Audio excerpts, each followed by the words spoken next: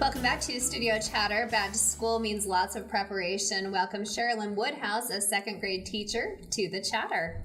Thanks for having me. Hello. Love teachers when they come. Ooh. Sherilyn and I have been friends since middle school, and she teaches at Riverview Elementary. Second grade. This will be my 16th year. Wow, veteran. Wow. That's been a long time. Yeah. Did you always dream? I've just got one question. Okay, go ahead. Did you dream of being a teacher when you... I knew I was going to be an elementary school teacher in the first grade. Wow, really? All due to my own teachers. Oh, really? Yeah, Susan Lundell. I believe she still works at the district, and she remembers my birthday to this day. Oh, my goodness. So an amazing teacher. Right. And Marva Porter. She was my second grade teacher.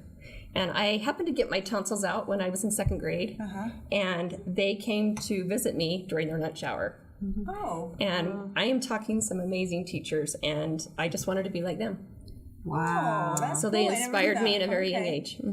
So when I called you and asked you to come and talk to us about school, what were some of the first thoughts that went through your head? I was like, already? School? Yeah, that's right. Yeah. But then let's be honest, okay? It's around the corner. It's around the corner, and I truly believe that parents are ready. Moms are ready. We get to that point where we want schedules, we want structure, we want routines. And as a teacher, we're used to that as well. Right. And so it's good to get in the groove and start setting schedules for your kids. Well, you said a very interesting word there, prep. So have you probably already started prepping your classroom? I have. I kind of get the itch a little bit early, and if my classroom has been cleaned and prepared, then I just like to go in and just spend a few hours here and there and get excited. And I always reflect on the year before and think, what can I do better? What can I change? Okay. So do you have your class list already? Do you know No. your incoming students? Or Not yet. How many do you usually have? At Riverview second grade, we usually stayed around 24. Okay, so that's a pretty big number to be responsible for. What do you think the most important thing that a parent can do to get their child ready for school? So right now, I think the most important thing, we've got about 3 weeks till school starts. So I think right now, in about a week, to really try to get them into a good sleep pattern. It's amazing when they come to school and they've stayed up late, they've slept in, and, they play a lot. And so for them to come to school, as little as they are, and have to sit and listen and pay attention, that transition can be a little bit tough. So we try to make it exciting and give them popsicles at recess and play games and break it up throughout the day. But the sleep routine is really important. So Yeah, I can agree with that. We're starting into that a little bit now at the house right now, especially because this is going to be our first year at home, going into a full day routine and coming into a full day and coming off of summer. The days are still long. It's still hot outside. It's so And like you challenging. mentioned, the popsicles. Yes, I think it's really hard, that transition.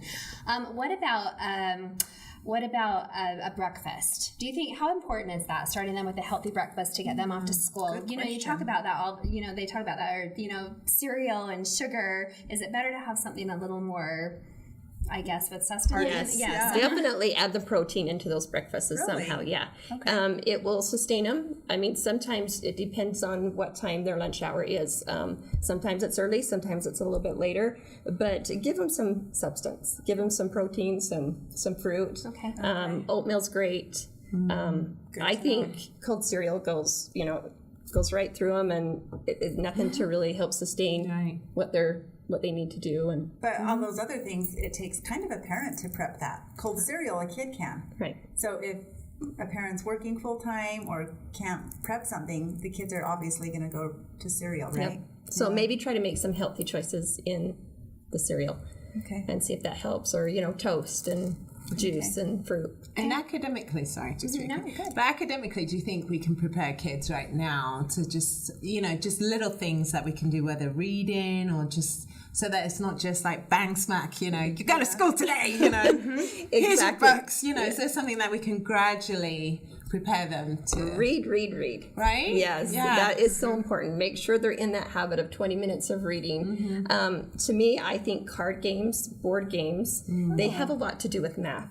Right. And it really opens up that communication, get them talking, and it just makes it fun when you're trying to do some more, help them with some learning and getting them ready and prepared for school. And does it matter whether they read or you read to them as a parent?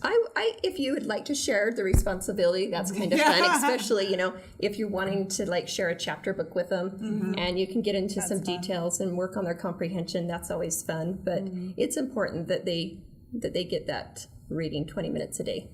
I have a question for you. What do you think parents can do more of or better at helping a teacher in the classroom?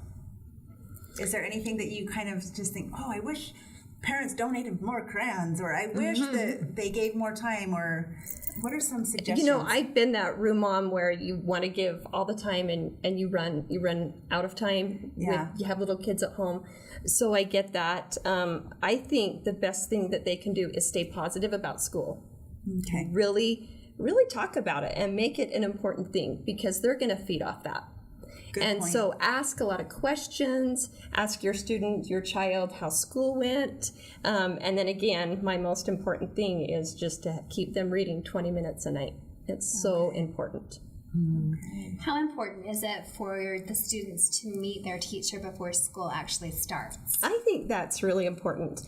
They're little kids, and sometimes there's some fear and some stress involved. And I think once they see the face and they know that their teacher's nice, and it just kind of relieves that stress. At the school, when you go to meet your teachers, that's where you can do so much. You can pay lunch money. You can get the child familiar with like where the restrooms are, when they're coming and going, how they'll be picked up, all those important things. Okay. Usually parents will have forms for you to fill out. There's computer agreements that you have to sign.